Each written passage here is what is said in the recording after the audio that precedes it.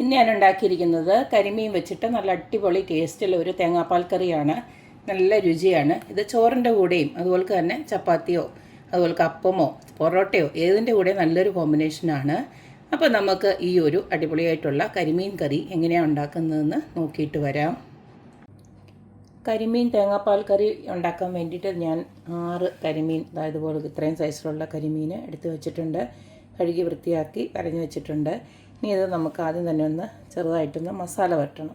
അതിന് വേണ്ടിയിട്ട് ഇതുപോലത്തെ ഒരു ചട്ടിയിലോട്ട് കുറച്ച് ഉപ്പിട്ട് കൊടുക്കുകയാണ്. ആവശ്യാനുസരണം ഉപ്പിട്ട് കൊടുക്കുക.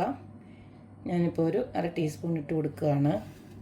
ഇതിലേക്ക് ഒരു 1/2 ടീസ്പൂണോളം മഞ്ഞൾപ്പൊടി ഇട്ട് കൊടുക്കുകയാണ്. അടുത്തതിലേക്ക് ഒരു 1.5 ടീസ്പൂണോളം നമ്മുടെ പെപ്പർ പൗഡർ അത് ഇട്ട് കൊടുക്കുകയാണ്. അടുത്തതിലേക്ക് ഞാൻ കുറച്ച് കാശ്മീരി ചില്ലി ഇട്ട് കൊടുക്കുകയാണ്. 1 ടീസ്പൂണോളം ഇട്ട് കൊടുക്കുന്നുണ്ട്.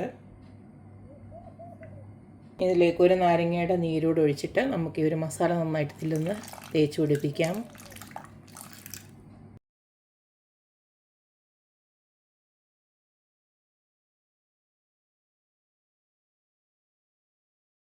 എല്ലാം ഞാനിതുപോലെ മസാല പിടിപ്പിച്ച് വെച്ചിട്ടുണ്ട്. ഇതിനെ നമുക്ക് ചെറുതായിട്ടൊന്ന് ഫ്രൈ ചെയ്തെടുക്കണം. അത് കഴിഞ്ഞിട്ട് വേണം നമുക്ക് ഇതിനെ ഒന്ന് കറി വെക്കാനായിട്ട്.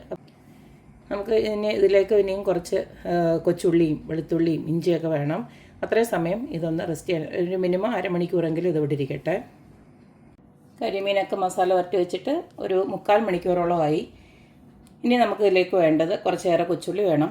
അതുപോലെ തന്നെ കുറച്ചേറെ കൊച്ചുള്ളി എടുത്ത് വെച്ചിട്ടുണ്ട്. അതുപോലെ തന്നെ പച്ചമുളക്, എരിവിന് ആവശ്യമായിട്ടുള്ള പച്ചമുളക്, അതുപോലെ തന്നെ ഒരു 4 അല്ലി വെളുത്തുള്ളി അരിഞ്ഞു വെച്ചിട്ടുണ്ട്. ഒരു ചെറിയ കഷ്ണം ഇഞ്ചി അരിഞ്ഞു വെച്ചിട്ടുണ്ട്. പിന്നെ കറിവേപ്പില, ഇത് ഇത്രയും അരിഞ്ഞു വെച്ചിട്ടുണ്ട്. ഇനി ഇതിലേക്ക് ഞാൻ കടുക് സെപ്പറേറ്റാണ് വറുക്കുന്നത്. അതിന് വേണ്ടിയിട്ട് കുറച്ച് ഒരു 3-4 കൊച്ചുള്ളി, അതുപോലെ തന്നെ കുറച്ച് കറിവേപ്പില, പിന്നെ ഉണക്കമുളക്. പിന്നെ ഇതിലേക്ക് നമുക്ക് മെയിനായിട്ട് വേണ്ടത് തേങ്ങാപ്പാലാണ്. തേങ്ങാപ്പാൽ ഇത് ഞാൻ പൊടി കലക്കി വെച്ചിരിക്കുകയാണ്. കുറച്ച് ചൂടുവെള്ളത്തിനകത്ത് തേങ്ങാപ്പാലിൻ്റെ പൊടി നിങ്ങൾ എടുക്കുകയാണെങ്കിൽ നല്ല കട്ടിയിലുള്ള കുറച്ച് തേങ്ങാപ്പാൽ ഇതുപോൾക്ക് അങ്ങ് ആക്കി വെച്ചിരുന്നാൽ മതി. ഇനി നമുക്കത് ഉണ്ടാക്കാൻ തുടങ്ങാം. ആദ്യം തന്നെ നമുക്ക് ആ മീനൊന്ന് ഫ്രൈ ചെയ്തെടുക്കണം. അതിന് വേണ്ടിയിട്ട് ഇതുപോലൊരു പാനിൽ വെളിച്ചെണ്ണയാണ് ഒഴിച്ചു കൊടുത്തിരിക്കുന്നത്. നമ്മൾ തേങ്ങാപ്പാലിൻ്റെ ആണല്ലോ കറി ഉണ്ടാക്കുന്നത്, അതുകൊണ്ട് തന്നെ വെളിച്ചെണ്ണയാണ് ഒഴിച്ചു കൊടുത്തേക്കുന്നത്. അതിലേക്ക് നമ്മുടെ മീൻ ഓരോന്നായിട്ട് ചെറുതായിട്ടൊന്ന് വറുത്തെടുക്കാം. തിരിച്ചും മറിച്ചിട്ട് ചെറിയ രീതിയിലൊന്ന് വറുത്തെടുക്കാം.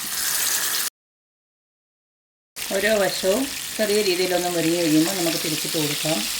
ഒരുപാടൊന്ന് ഫ്രൈ ചെയ്യേണ്ട, ജസ്റ്റ് ഒരു ശാലോ ഫ്രൈ മാത്രം ചെയ്താൽ മതി.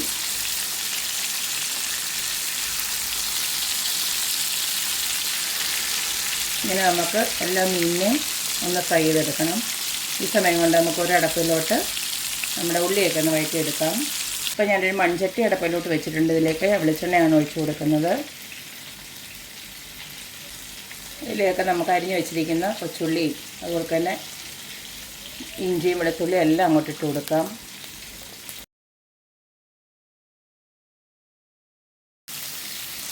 ഉള്ളിയിലേക്ക് നമുക്ക് ആവശ്യത്തിനുള്ള ഉപ്പൊന്ന് ഇട്ട് കൊടുക്കാം. ഇപ്പോൾ ഒരു 1/2 ടീസ്പൂണോളം ഉപ്പിട്ട് കൊടുക്കുന്നുണ്ട്.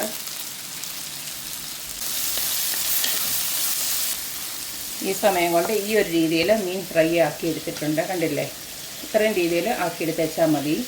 ഈ ഒരു രീതിയിൽ ഉള്ളിയെല്ലാം നന്നായിട്ട് വാടി വരുമ്പോൾ നമുക്ക് തീ നല്ലതായിട്ട് കുറച്ച് വെച്ചിട്ട് ഇതിലേക്ക് കുറച്ച് പൊടി ഇട്ട് കൊടുക്കാം. ഇങ്ങനെ സൈഡിലോട്ട് ഇതുപോലത്തെ ഒന്ന് ഉള്ളിയെല്ലാം ഒന്ന് ഒതുക്കിയിട്ട് നമുക്ക് ഈ ഒരു പൊടി ഒന്ന് ജസ്റ്റ് ഒന്ന് മൂപ്പിച്ചെടുക്കണം. അതിന് വേണ്ടിയിട്ടാണ്. ആദ്യം തന്നെ കുറച്ച് മഞ്ഞൾപ്പൊടി ഇട്ട് കൊടുക്കുകയാണ്. ഒരു 1/4 ടീസ്പൂണിലും വേണ്ട, ഇത്രയ്ക്ക് മതി. അടുത്തതിലേക്ക് 1 ടീസ്പൂണോളം മല്ലിപ്പൊടി ഇട്ട് കൊടുക്കുകയാണ്. അടുത്തതിലേക്ക് 1 ടീസ്പൂണ് നമ്മുടെ കാശ്മീരി ചില്ലി ഇട്ട് കൊടുക്കുകയാണ്, നല്ലൊരു കളറിന് കിട്ടാൻ വേണ്ടിയിട്ട്. ഇതിലേക്ക് കുറച്ച് നമുക്ക് പെപ്പർ പൗഡറോട് ആഡ് ചെയ്യാം. തേങ്ങാപ്പാൽ ഇടുന്നതുകൊണ്ടാണ് ഞാൻ കുറച്ചുകൂടി ഇട്ട് കൊടുക്കുന്നത്. ഒരു 1/2 ടീസ്പൂണേ ഇട്ട് കൊടുത്തിട്ടുള്ളൂ. അതുപോലെ തന്നെ കുറച്ച് ഗരം മസാല, അത് ഒരു 1/2 ടീസ്പൂണോളം ഇട്ട് കൊടുക്കാം. ഈ പൊടി ജസ്റ്റ് ഒന്ന് മൂപ്പിച്ച് ഒന്ന് എടുക്കണം. ഒരു പച്ചമണം മാറുന്നിടം വരെ.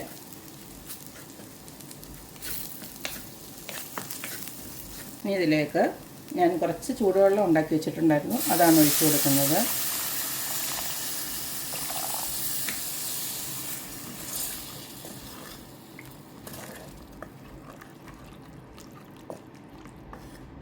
അടുത്തതിലേക്ക് 2 കഷ്ണം കുടംപുളി ഞാൻ ഇട്ട് കൊടുക്കുന്നുണ്ട്. നിങ്ങൾക്ക് ഇതിന് പകരം തക്കാളി വേണമെങ്കിലും ചേർക്കാം. ഇട്ട് കൊടുത്ത വെള്ളമൊക്കെ നന്നായിട്ടിപ്പോൾ തിളച്ച് വന്നിട്ടുണ്ട്. ഈ സമയം നമുക്ക് വറുത്ത് വെച്ചിരിക്കുന്ന കരിമീനുണ്ടല്ലോ, അങ്ങോട്ട് ഇട്ട് കൊടുക്കാം.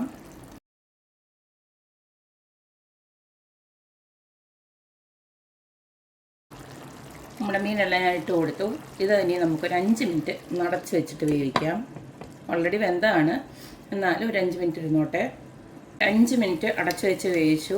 ഓൾറെഡി നമ്മുടെ കരിമീൻ വെന്തതാണ്, നമ്മൾ ഡീപ് ഫ്രൈ ചെയ്തില്ലെന്നേ ഉള്ളൂ. പക്ഷേ കരിമീനൊക്കെ ഭയങ്കര എളുപ്പത്തിൽ വേവും, അത്രയ്ക്ക് സോഫ്റ്റായിട്ടുള്ള ഫ്ലഷാണ്. അപ്പോൾ എന്തായാലും ഇനി നമുക്ക് അവസാനമായിട്ട് ഇതുപോൾക്ക് തേങ്ങാപ്പാലൂടെ അങ്ങോട്ട് ഒഴിച്ച് കൊടുക്കണം.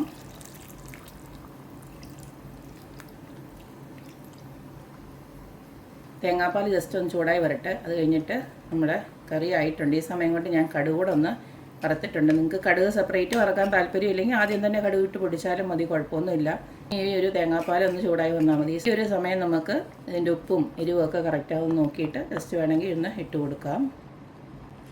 ഇത് കൂടുതൽ ഇളക്കാൻ പോയി കഴിഞ്ഞാൽ ഇത് മീനുണ്ടല്ലോ മൊത്തം ഒന്ന് പൊട്ടിപ്പോകും. അതുകൊണ്ടാണ് ഞാൻ ഈ ഒരു രീതിയിൽ ഒന്ന് ഇളക്കി എടുക്കുന്നത്.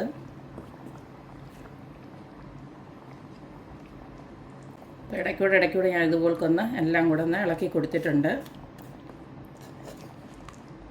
ഇനി നമ്മുടെ കടുക് വറുത്തോടെ ഇതിനകത്തോട്ട് ചേർക്കാം. അപ്പോൾ ഇത്രയേ ഉള്ളൂ, നമ്മുടെ അടിപൊളിയായിട്ടുള്ള കരിമീൻ തേങ്ങാപ്പാൽ കറി ഇവിടെ റെഡി ആയിട്ടുണ്ട്. നല്ല അടിപൊളി ടേസ്റ്റാണ്. നമ്മളെപ്പോഴും കരിമീൻ വറുത്തും അതുപോലെ തന്നെ പൊള്ളിച്ചതൊക്കെ അല്ല കഴിക്കുന്നത്. അപ്പോൾ ഇടയ്ക്കൊരു വെറൈറ്റിക്ക് ഇതുപോലെ ഉണ്ടാക്കി കഴിഞ്ഞാൽ നല്ല ടേസ്റ്റാണ്. മാത്രമല്ല ഈ ഒരു കറി ഉണ്ടാക്കി കഴിഞ്ഞാൽ നമുക്ക് ചോറിന് മാത്രമല്ല ചപ്പാത്തിക്കും അപ്പത്തിനും ഒക്കെ നല്ലൊരു സൈഡ് ഡിഷാണ്. അപ്പോൾ എന്തെങ്കിലും നമുക്ക് ഇപ്പോൾ ഇനി ക്രിസ്മസൊക്കെ വരുവാണല്ലോ, ക്രിസ്മസ് ന്യൂ ഇയറിനൊക്കെ ഇതുപോലൊക്കെ ഒന്നുണ്ടാക്കി ഒരു വെറൈറ്റി ആക്കാം. അപ്പോൾ എല്ലാവരും ഇതുപോലൊക്കെ ഒന്ന് ഉണ്ടാക്കി നോക്കുക, അഭിപ്രായങ്ങൾ അറിയിക്കുക. അപ്പോൾ എപ്പോഴും പറയുന്ന പോലെ തന്നെ റെസിപ്പീസ് ഇഷ്ടമുള്ള എല്ലാവരും please like, share and subscribe. അപ്പോൾ ഇനിയൊരു അടിപൊളി വീഡിയോ ആയിട്ട് വരുന്നവരേക്കും ബൈ.